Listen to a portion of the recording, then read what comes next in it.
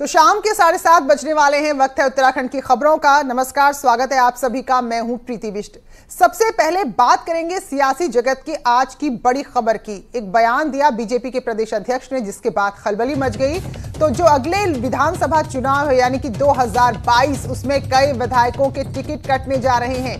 ये कहना है बीजेपी के प्रदेश अध्यक्ष बंशीधर भगत का। वो साफ शब्दों में कह रहे हैं कि जिन विधायकों का रिपोर्ट कार्ड ठीक नहीं होगा तो वो इस गुमान में ना बैठे कि उन्हें टिकट मिल ही जाएगा। उनका टिकट उनके रिपोर्ट कार्ड पर निर्भर करता है। अगर रिपोर्ट कार्ड सही नहीं तो टिकट भी नहीं मिलेगा।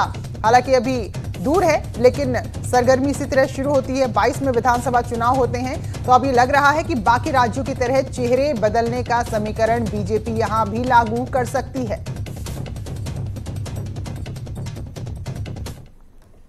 अब ऐसे में बीजेपी से इस बार विधानसभा का टिकट चाहिए तो विधायकों को अपने अपने विधानसभा क्षेत्र में बेहतर कार्य करके दिखाना ही होगा।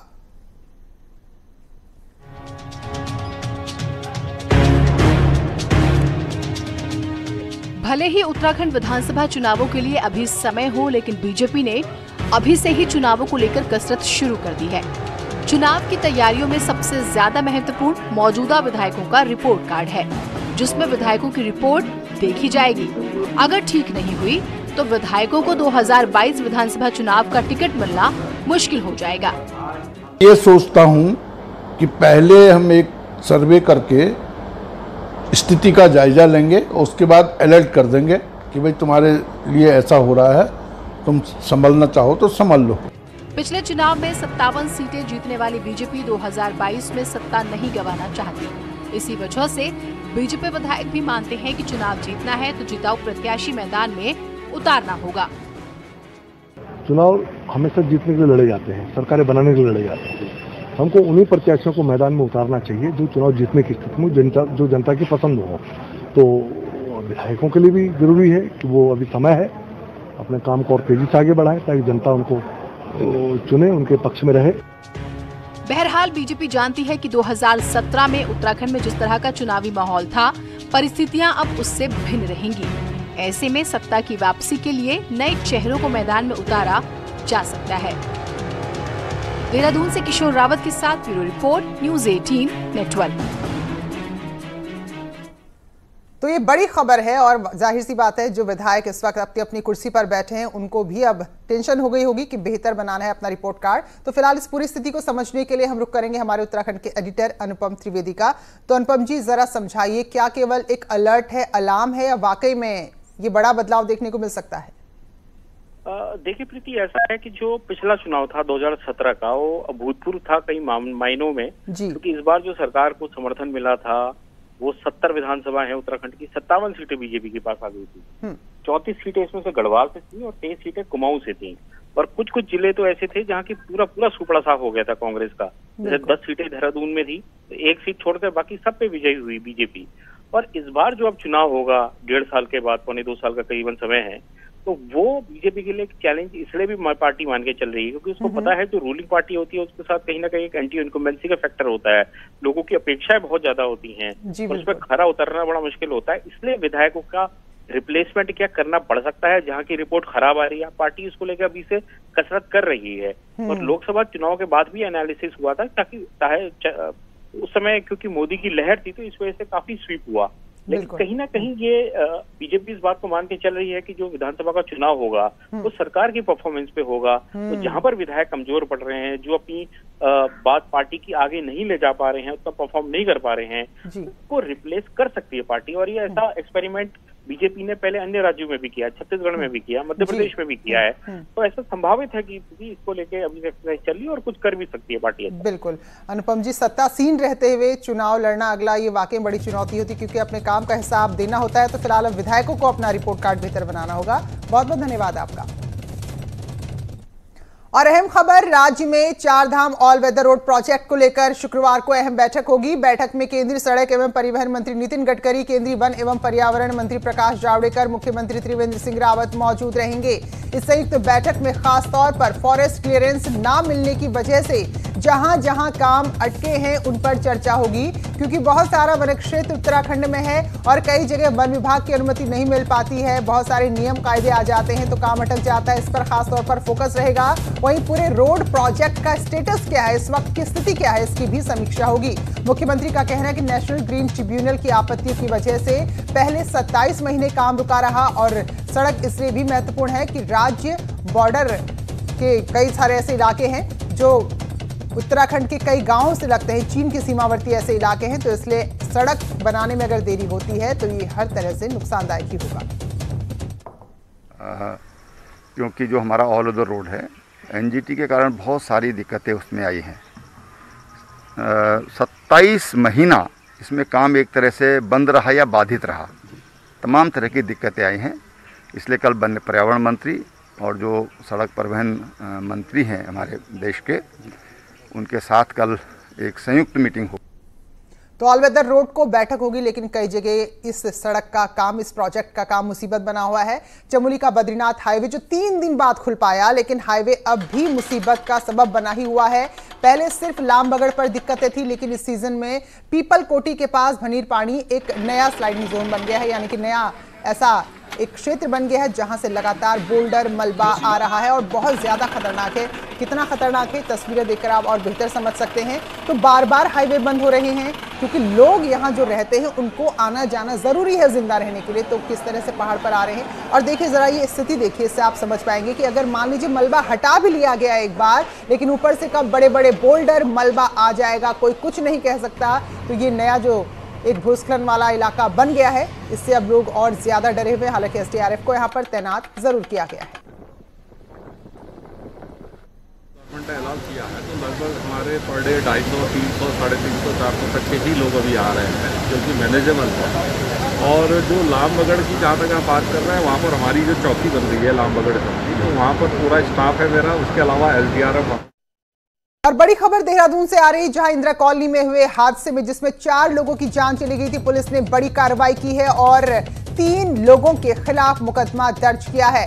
और इनके नाम भी आपको बता दें, बंटी अरोड़ा, पवन चौधरी, विनोद माहेश्वरी। तो एक बार फिर से आपको बताएं, बंटी अरोड़ा, पवन चौधरी, विनोद माहेश्वरी, इन 3 लोगों के खिलाफ मुकदमा दर्ज हुआ है। धारा 304 और 427 के तहत ही बहुत गंभीर धाराएं हैं, इन पर मुकदमा दर्ज हुआ है।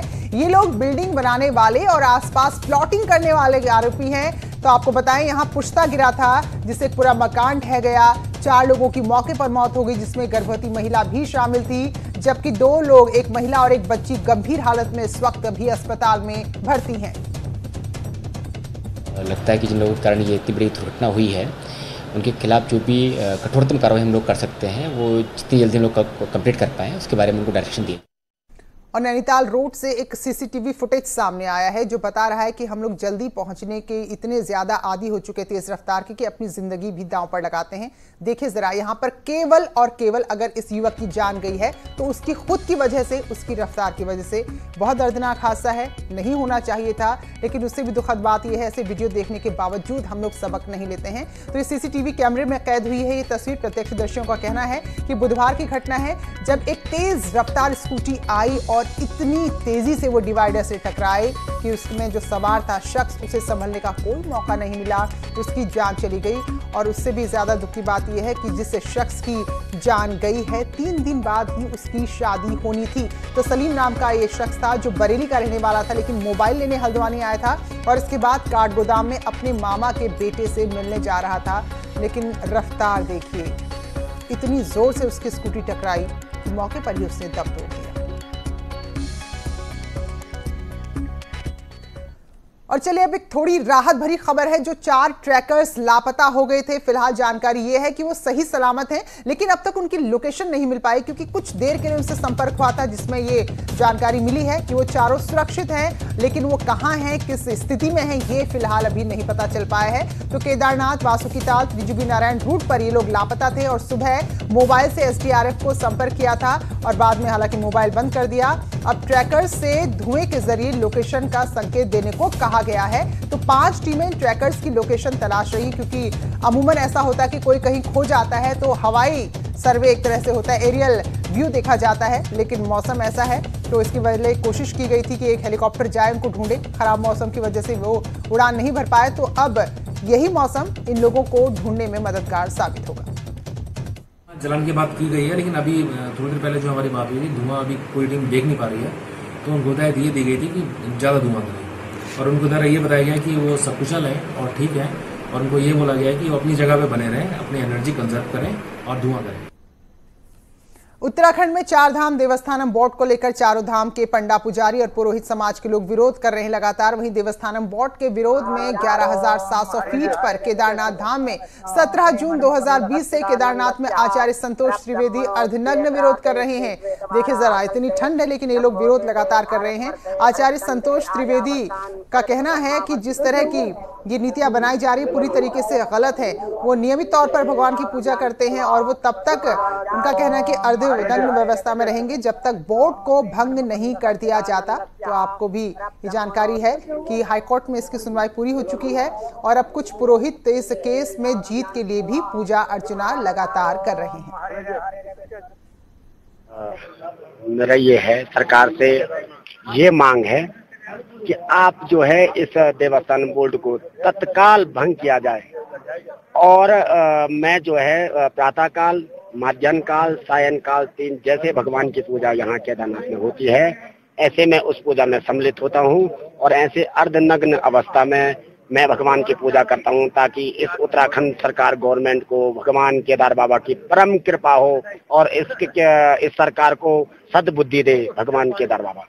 अच्छा, मैं एक चीज जानना चाह रहा था कि इतना हाई एल्टीट्यूड है, बहुत ठंड है, तमाम लोग यहाँ पे स्वेटर और जैकेट पहन के घूम रहे हैं, आप बर्तन यूज कर रहे हैं, आप बता रहे हैं कि भैरव ना जाते, अब तमाम जगहों की पूजा करते हैं, कब तक विरोध चलता रहेगा इस तरीके से?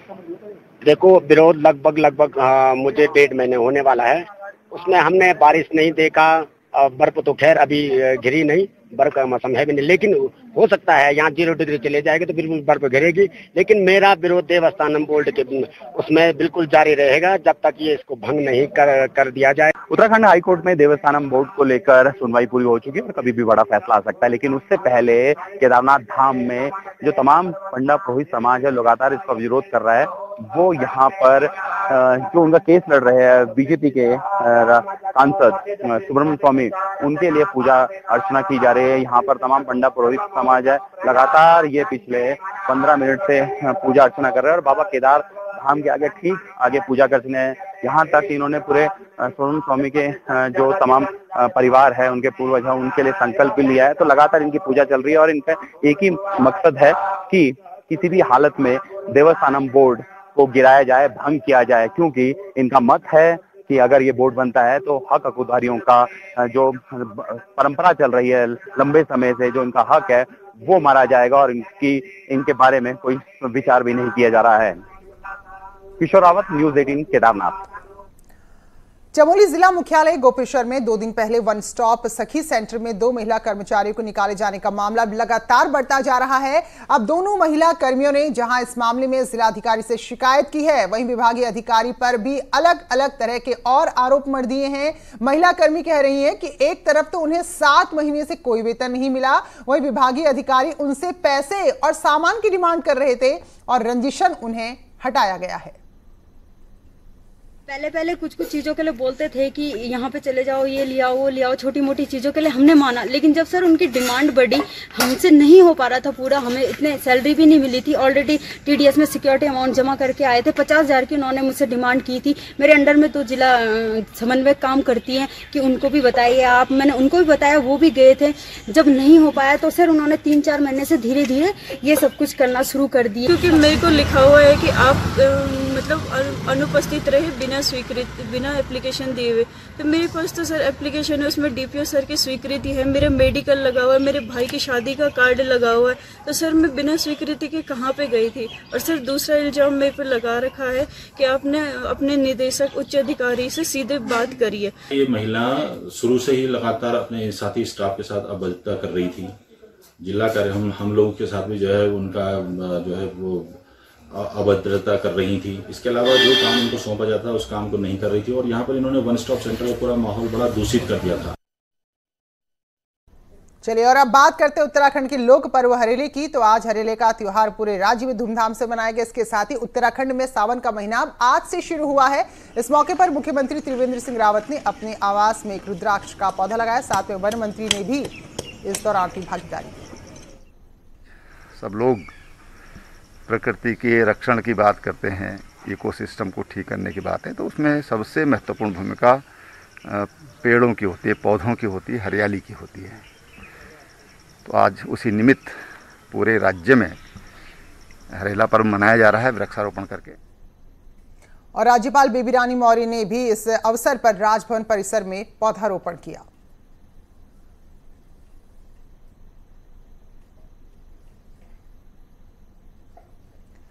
और ये तस्वीरें आप देख रहे हैं नैनीताल और अल्मोड़ा की। तो यहाँ भी कोसी नदी और नैनीताल की क्षिप्रा नदी को और पिथौरागढ़ के चंपावत की नदियों को पुनर्जीवित करने का फैसला इस मौके पर लिया। कुमाऊं कमिश्नर अरविंद सिंह ह्यांकी ने इस दौरान कहा कि इन जिलों में भी 15 दिन में एक्शन प्लान तैयार कर लिया जाएगा। तो भवाली में पहुंचे थे कार्यक्रम में शामिल होने।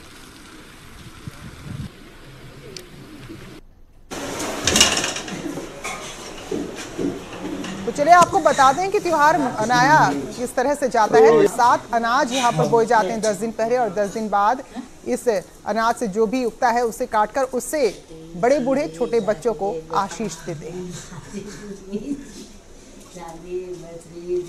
और चंपावत जिले में भी लोक पर्व काफी धूमधाम से मनाया गया। इस दौरान जिले भर में पर्यावरण को संरक्षित करने के मकसद से पौधारोपण किया गया। वहीं उत्तरकाशी में तिलोत पावर हाउस के पास गंगोत्री विधायक गोपाल रावत, डीएम, एसपी और जिले के वन विभाग, उद्यान विभाग, नमामि गंगे समेत 1 दर्जन विभाग के अधिकारियों ने जिले भर में 2 लाख वृक्षों का रोपण किया। वहीं कोटद्वार के द्वारीखाल में एक ही दिन में 42,000 फलदार पौधों का रोपण किया गया। तो उद्यान विभाग की ओर से रिपोर्ट तैयार की और उसके बाद ही अलग अलग किस्म के फलों के पौधे रोपित किए गए। हाइब्रिड प्लांट लगाया है, ये 2 साल के अंदर फल देगा। और मैं आपको विश्वास दिलाता हूँ ये 2 साल के अंदर मैं यहाँ फैक्ट्री लगवा दूंगा और कोई नहीं लगाएगा। मैं खुद इतना सक्षम हूँ कि मैं लगा दूंगा और जितना विपणन का जो भी मटेरियल होगा मैं खरीदूंगा उसको, और मार्केट के रेट से हम यहीं पे जूस बना के, यहीं पे अचार बना के और जैम बना के यहीं उसको बेचेंगे और हम लेंगे उसको। और देहरादून के सेलाकुई थाने में पुलिस वालों ने भी इस पर्व को धूमधाम से मनाया, जिसमें थाना परिसर के साथ इंडस्ट्रियल एरिया में पुलिस जवानों ने स्थानीय लोगों के साथ मिलकर करीब 500 पौधे लगाए और हरेली की बधाई दी। तो त्रिवेंद्र सरकार एक बार फिर से वही गलती दोहराने जा रही है जो एनडी तिवारी ने मुख्यमंत्री रहते की थी। रिपोर्ट देखिए। उत्तराखंड में उद्यान विभाग के पास 93 उद्यान हैं, लेकिन ये सब के सब खस्ता हालत में। विभाग अब इन उद्यानों को निजी हाथों में सौंपने की तैयारी कर रहा है। इनमें से ए कैटेगरी के 32 उद्यानों को विभाग अपने पास रखेगा, बाकी बी और सी कैटेगरी के 61 उद्यानों को निजी हाथों को सौंप दिया जाएगा। लेकिन जानकार इस फैसले को लेकर आशंका जता रहे हैं, क्योंकि एनडी तिवारी सरकार में भी इसी तरह 108 उद्यान निजी हाथों में सौंप दिए गए थे। लेकिन ये प्रयोग इतनी बुरी तरह फेल हुआ था कि बाद के सालों में या तो विभाग को लीज वापस लेनी पड़ी या लोगों ने खुद ही सरेंडर कर दी। हमारा मानना ये है कि जब तक जो हमारे 108 उद्यान हैं उनके लिए बेसिक इंफ्रास्ट्रक्चर आप डेवलप नहीं करेंगे, क्वालिटी प्लांटिंग मटेरियल डेवलप करने के लिए संसाधन उपलब्ध नहीं कराएंगे डीएचओ लेवल पर या उद्यान सचल दल केंद्र के स्तर पर, टिश्यू कल्चर लैब है, क्वालिटी प्लांटिंग मटेरियल है, इसके साथ साथ स्थानीय बेरोजगार और स्थानीय स्तर पर मानव संसाधन विकसित करना होगा। अब कृषि मंत्री का कहना है कि पूर्ववर्ती सरकार में उद्यानों को भाई भतीजावाद के आधार पर बांटा गया, लेकिन इस बार काम देखा जाएगा। शॉर्ट टर्म लीज का जो पहले भी एक बार सरकार ने निर्णय लिया था वो फेल हो गया था, तो इसीलिए लॉन्ग टर्म लीज के बारे में निर्णय लिया। और दूसरा उसमें हमारी ये जरूर उसमें कंडीशन रहेगी कि उसमें 30% पे जो उसको भी हम लीज देंगे 30% पे उसको प्लांटिंग मटेरियल पैदा करना पड़ेगा, ताकि यहाँ के किसानों को क्वालिटी प्लांटिंग मटेरियल प्राप्त हो सके। राज्य बनने के बाद से ही उत्तराखंड में कृषि और बागवानी को बढ़ावा देने की बातें होती रही हैं, लेकिन ये भी स्याह हकीकत है कि जिस विभाग पर इतना दारोमदार है वो अपने ही बगीचों को डेवलप नहीं कर पाया। नहीं तो एक बार प्राइवेट हाथों को सौंपने का प्रयोग असफल होने के बाद भी दोबारा उसी राह पर नहीं जाना पड़ता। न्यूज़ 18 के लिए देहरादून से सुनील प्रभात की रिपोर्ट। तो इस रिपोर्ट के साथ उत्तराखंड के बुलेटिन में इस समय इतना ही।